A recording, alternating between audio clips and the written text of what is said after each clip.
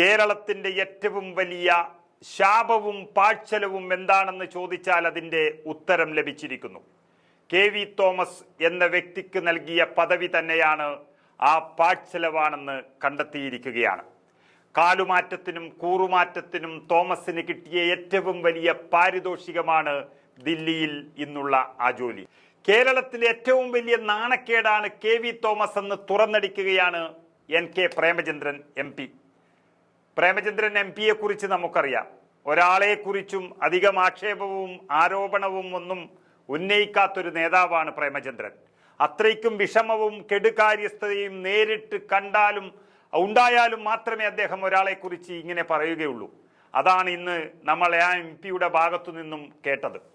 ധനമന്ത്രിക്കൊരു കണക്ക് നൽകാൻ പോലും കഴിയാത്ത KV തോമസ് ആ പണി മതിയാക്കി വീട്ടിൽ പോകണമെന്ന് പ്രേമചന്ദ്രനെ പോലെയുള്ള ഒരാൾക്ക് പറയേണ്ടി വന്നിട്ടുണ്ടെങ്കിൽ അതിൽ താമസിയാതെ തോമസിന്റെ നിയമനം ചോദ്യം ചെയ്യപ്പെടാൻ പോവുകയാണ്. ഇവിടെ ഡൽഹിയിലെ കേരള പ്രതിനിധിയായി ഇടത് സർക്കാർ നിയമിച്ച KV തോമസിന്റെ ഇടപെടൽ മൂലം ഈ സംസ്ഥാനത്തിന് ഒരു പൈസയുടെ ഗുണവും ലഭിക്കാത്ത സ്ഥിതിക്ക് അദ്ദേഹത്തിന്റെ നിയമനം റദ്ദാക്കി തിരിച്ചു വിളിക്കാൻ സർക്കാർ തയ്യാറാകണമെന്ന ആവശ്യം ശക്തമാകുമ്പോഴാണ് NK പ്രേമചന്ദ്രൻ MPയും അതിശക്തമായി തന്നെ തുറന്നടിക്കുന്നത്.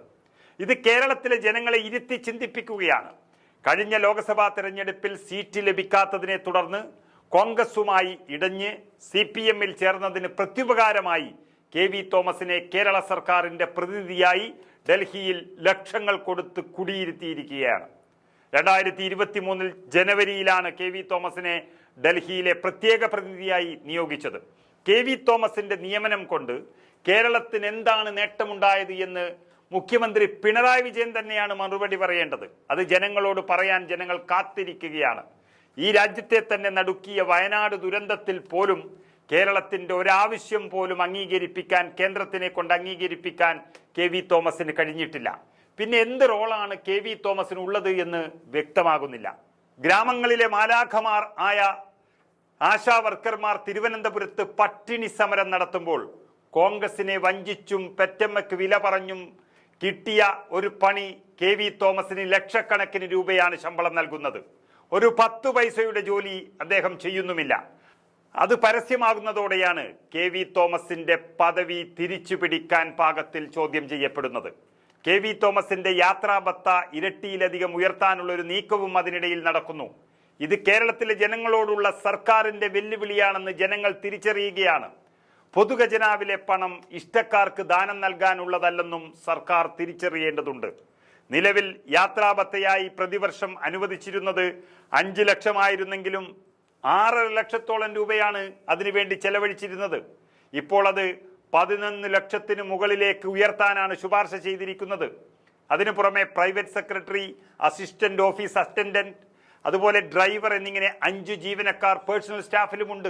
ഇവരുടെയെല്ലാം വേതനവും മറ്റു ചെലവുകളുമായി ലക്ഷക്കണക്കിന് രൂപയാണ് പ്രതിമാസം സർക്കാർ പൊടിപൊടിക്കുന്നത്. കഴിഞ്ഞ 2 വർഷത്തിനുള്ളിൽ കോടികളാണ് ഇതുവഴി ദൂർത്തടിച്ചിരിക്കുന്നത് സംസ്ഥാന സർക്കാർ. ഏറെക്കാലം കേന്ദ്രമന്ത്രിയായും MP-ആയും MLA ആയും കേരളത്തിലെ മന്ത്രിയായും ഒക്കെ പ്രവർത്തിച്ചതുവഴി വൻ തുക അങ്ങനെ പെൻഷൻ ഇനത്തിൽ തന്നെ KV തോമസിന് വേറെയും കിട്ടുന്നുണ്ട്.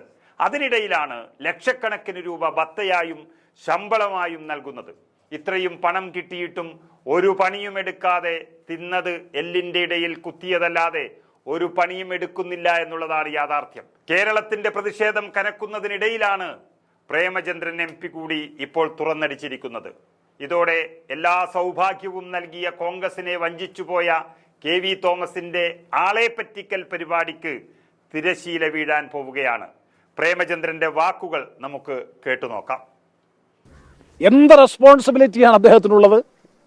കേന്ദ്ര ധനമന്ത്രിയെ സംസ്ഥാന ഗവൺമെന്റിന്റെ പ്രതിനിധി കാണുമ്പോൾ എക്സിക്യൂട്ടീവിന്റെ ഭാഗമായിട്ടാണല്ലോ, അത് ജനപ്രതിനിധി അല്ലല്ലോ. സംസ്ഥാന ഗവൺമെന്റിന്റെ പ്രതിനിധി എന്ന നിലയിൽ ഒരു വിഷയവുമായി ബന്ധപ്പെട്ട് കേന്ദ്ര ഗവൺമെന്റിനെ കാണുമ്പോൾ അവർ ചോദിക്കുന്ന ചോദ്യങ്ങൾക്കും അവർ ചോദിക്കുന്ന സ്റ്റാറ്റിസ്റ്റിക്കൽ ഡേറ്റയും കൊടുക്കാൻ ഗവൺമെന്റ് ബാധ്യസ്ഥമല്ലേ? KV തോമസ് എന്ന് പറയുന്നത് കേവലം KV തോമസ് ഒരു വ്യക്തിയല്ല, ജനപ്രതിനിധിയല്ല, MP-യും MLA-യും അല്ല. അദ്ദേഹം കേരള ഗവൺമെന്റിന്റെ പ്രതിനിധിയാണ്. ആ ഫാക്ച്വൽ ഡീറ്റെയിൽസ് ചോദിക്കുമ്പോൾ മുഖ്യമന്ത്രി വന്നാൽ മാത്രമേ അത് തരാൻ കഴിയൂ എന്ന് പറഞ്ഞാൽ പിന്നെ ഇദ്ദേഹം എന്തിനാണ് ഡൽഹിയിൽ ഔദ്യോഗിക ചുമതല വഹിക്കുന്നത് എന്നതാണ് പ്രധാനപ്പെട്ട പ്രശ്നം. എന്താണ് ലൈസോൺ ഏജന്റ് മാത്രമാണോ കേരള സംസ്ഥാന ഗവൺമെന്റിന്റെ പ്രതിനിധി? അതുകൊണ്ട് സത്യത്തിൽ അത് നാണക്കേടായി പോയി, കേരളത്തിനാകെ നാണക്കേടായി പോയി എന്നാണ്. കാരണം കേന്ദ്ര ധനകാര്യമന്ത്രി ചോദിച്ച വിവരങ്ങൾ ലഭ്യമാക്കാൻ കഴിയാതെ പോയി എന്ന് പറഞ്ഞാൽ അദ്ദേഹം അതിന് നല്ല ഹോംവർക്ക്, ഗൃഹപാഠം നടത്തി വേണമായിരുന്നു ആ കാര്യത്തെ സംബന്ധിച്ച് പോകാൻ. കാരണം ഗവൺമെന്റാണ് റെപ്രസെന്റ് ചെയ്യുന്നത്.